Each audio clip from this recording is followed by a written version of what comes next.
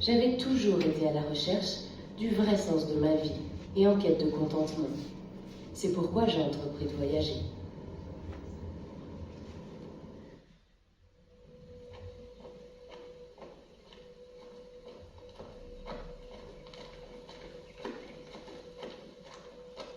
À Grenade, j'ai eu le sentiment de vraiment évoluer vers quelque chose de réel et de vrai.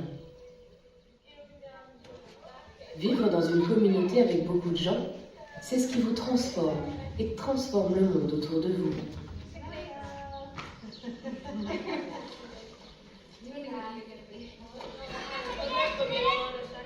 Les enfants ici ont une grande joie de vivre.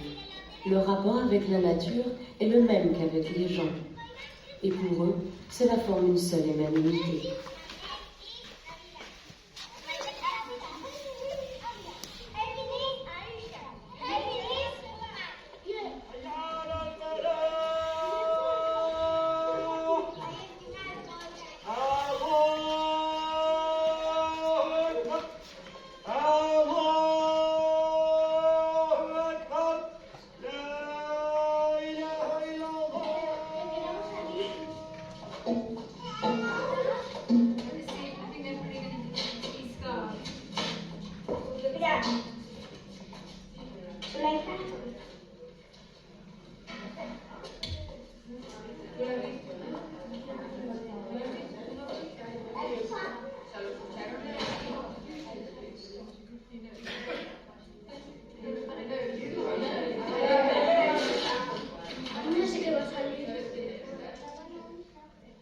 Ici, les femmes musulmanes forment des ateliers de travail et sont actives dans les domaines de l'éducation, de l'artisanat et du commerce.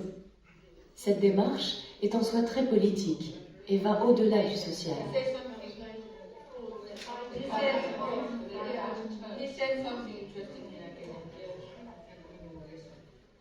Nous sommes en train de reconquérir cet intrinsèquement féminin. Et la créativité en est une part importante.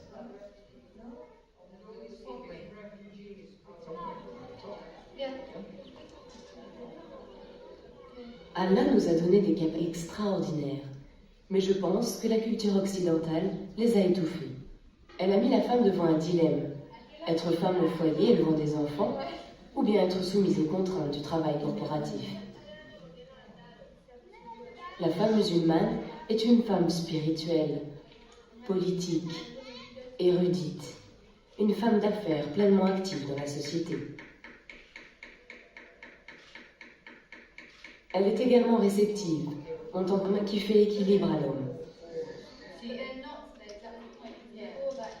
Et on a besoin de cet équilibre des voix de l'homme et de la femme au sein de la société.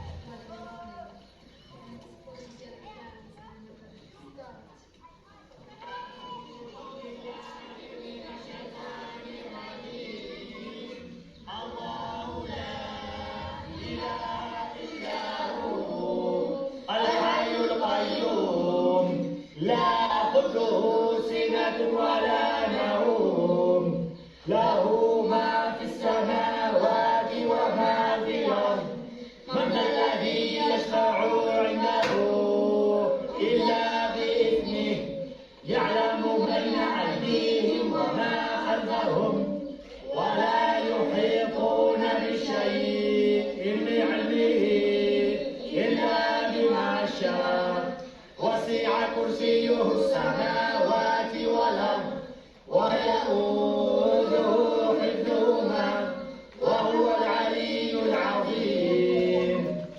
learned about Islam. J'ai découvert l'islam non pas à travers l'opinion des gens, mais en côtoyant les musulmans et par leur comportement envers moi. On considère beaucoup les musulmans comme ayant une culture particulière. L'islam engendre une façon de vivre, mais cela n'affecte pas notre propre culture. Être musulmane a éclairé ma vie énormément, mais je n'en demeure pas moins anglaise.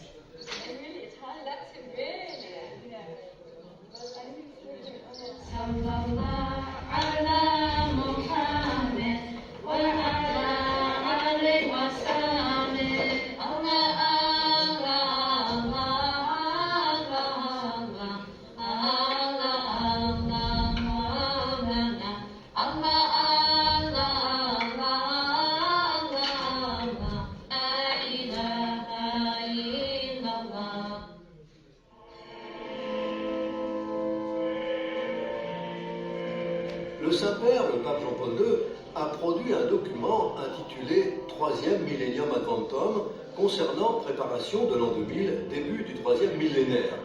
Le 2000e anniversaire de la naissance du Christ est une porte gigantesque au travers de laquelle notre génération inaugurera un nouveau millénaire dans l'histoire. Nous invite à passer par cette porte portant un fardeau, et dans ce fardeau, nous avons des poids qui pèsent lourd et qui constituent de vrais péchés commis par les chrétiens. Parmi ceux-là, le pape a mentionné les méthodes violentes et intolérantes auxquelles on court pour propager l'évangile. Il fait référence aux nombreuses occasions durant le dernier millénaire lorsque les catholiques et l'Église ont utilisé la force et la violence pour défendre la foi. Aujourd'hui, l'Église admet que c'était une erreur et un péché, et nous aurions dit que cela ne fasse pas partie de notre histoire. Il est cependant douloureux de se voir accusé, alors que les autres pensent qu'ils n'ont rien à se reprocher. Non seulement les catholiques, mais également les différentes églises protestantes ont une histoire sombre, non seulement en Espagne, mais dans d'autres pays aussi. Sino también los otros países.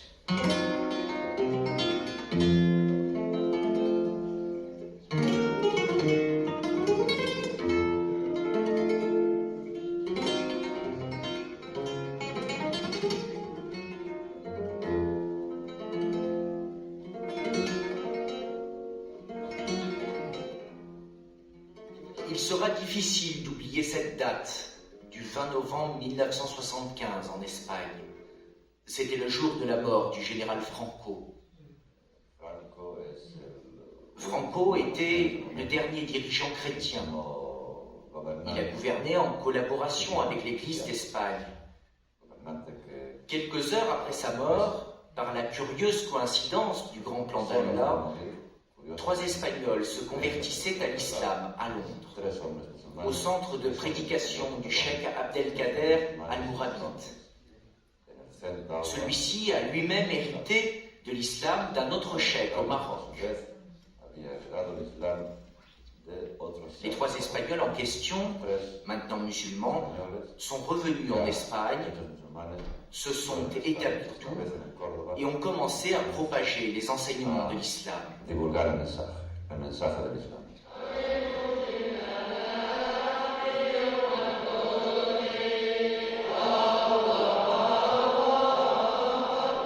peut voir aujourd'hui le résultat de ce miracle, le résultat de la lutte de ces 3 hommes pour rétablir l'islam en Espagne. Une forte communauté d'adultes et d'enfants a comme s'établir non seulement à Grenade, mais dans d'autres villes espagnoles, à Séville, Barcelone, Madrid. Ils sont tous d'éducation occidentale, terme pour ainsi dire, et malgré cela, ils proclament que l'islam est la religion et le mode de vie qui apportera le salut à cette société.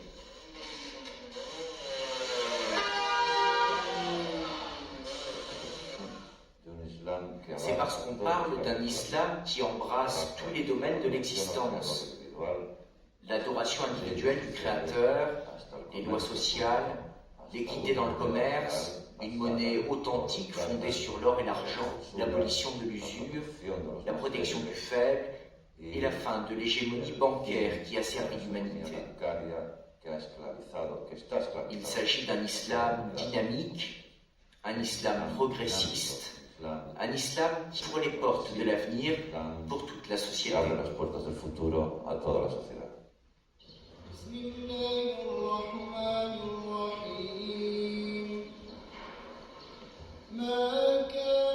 Chaque groupe humain a sa propre vision du monde, un univers d'idées et de coutumes que l'on ne remet pas en question. C'est ce que l'on appelle Millah en arabe. C'est une vision d'un monde dans lequel le bonheur s'accroît sans cesse. Le islam est une certaine vision du monde, pour lequel il va de soi que le monde n'est qu'un monde matériel, que rien d'autre n'existe. Naturellement, l'idée du bonheur résulte de cette vision du monde. On admet qu'un autre monde existe, l'idée que l'on a du bonheur sera naturellement différente, parce qu'elle sera conforme au Coran qui nous dit « Ô Dieu, donne-nous le meilleur de ce monde et le meilleur de l'autre monde, et délivre-nous du châtiment du feu. » Lorsque je considère le christianisme et l'hindouisme, j'observe qu'ils ont accepté le bonheur proposé par le monde matérialiste, et que le seul peuple qui reste convaincu par le bonheur de l'autre monde, ce sont les musulmans.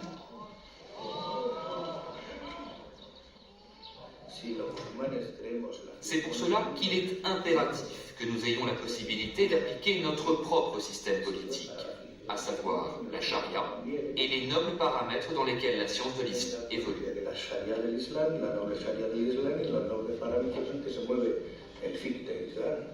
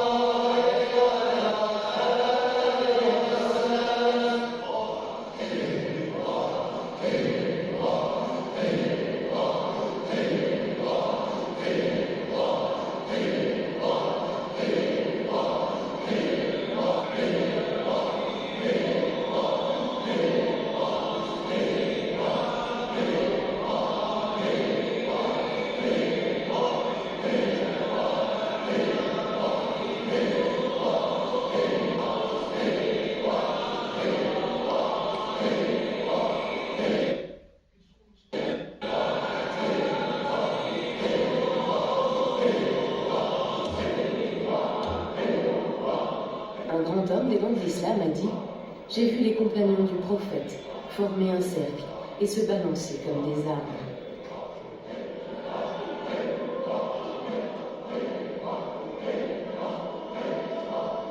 C'est la hadra.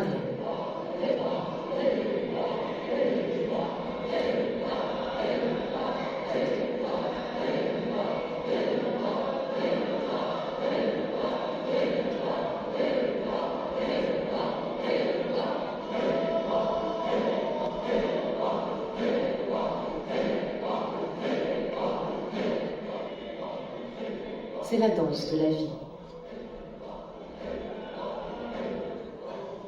C'est un cercle et chacun est contenu dans ce cercle. On doit faire partie de ce cercle pour pouvoir se libérer.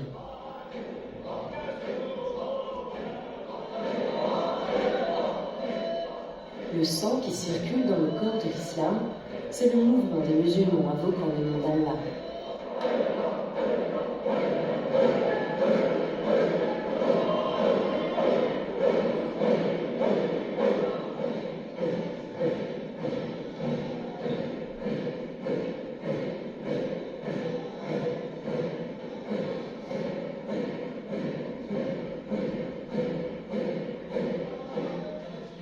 Le sang passe par le cœur et il est purifié dans le cœur. C'est là le monde du rassemblement et de l'union, le soufisme, qui est la dimension spirituelle de l'islam.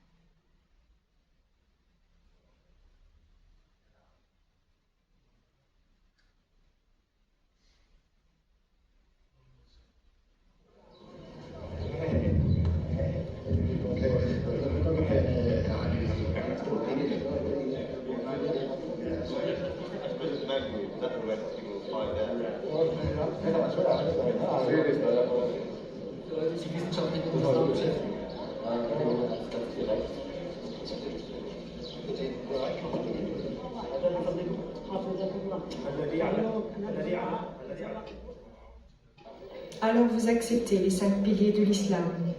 Le premier parmi ceux-ci est que vous affirmez qu'il n'y a de divinité qu'Allah et que Mohammed est le messager d'Allah. Le second pilier est un engagement à faire les 5 prières quotidiennes. Le troisième pilier nous commande de jeûner tout le mois de Ramadan. Le quatrième ordonne de payer la taxe de la zakat. Et le cinquième est le hajj, c'est-à-dire le pèlerinage à la Mecque à un moment donné de notre vie. Ashhadu an la ilaha illallah wa ashhadu anna Muhammadan Rasulullah. Ashhadu an la ilaha illallah wa ashhadu anna Muhammadan Rasulullah.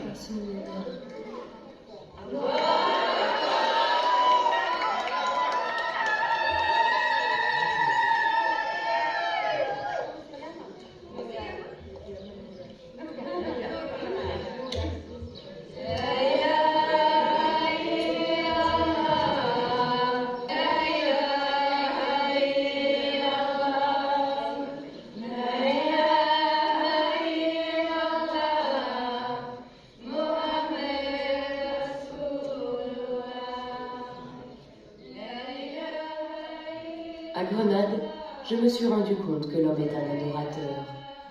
Il adore ses amis, l'argent, le travail, les gens, un mode de vie. Mais moi, j'ai voulu adorer ce qui est au-dessus de tout ça. J'ai adoré mon Créateur et ne pas tomber sous l'emprise des nombreuses tentations de ce monde. C'est comme ça qu'on trouve sa place naturelle dans la création. C'est ça, l'islam. L'islam veut dire soumission à Dieu, intérieure.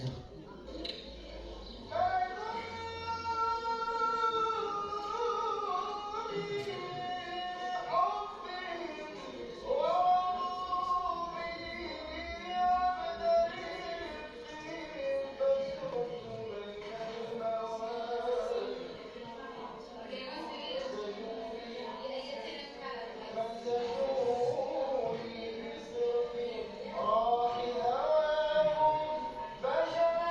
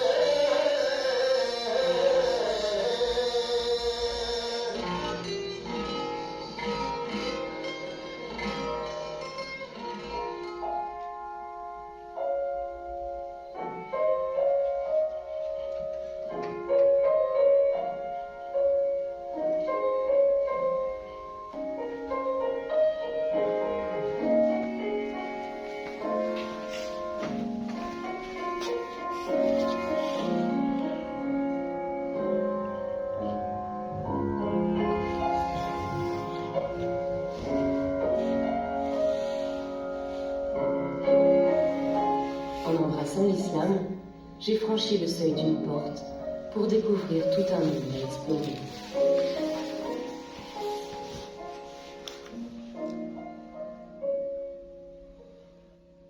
Le temps passe vite et chaque instant est précieux. Le changement se produit parfois sans qu'on s'en aperçoive.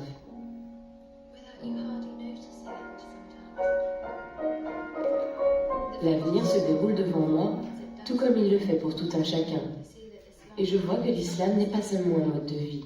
C'est une route droite qui vous conduit à travers ce monde, vers notre destination ultime de l'autre monde. Comment entreprendre ce parcours, c'est ce qui compte vraiment.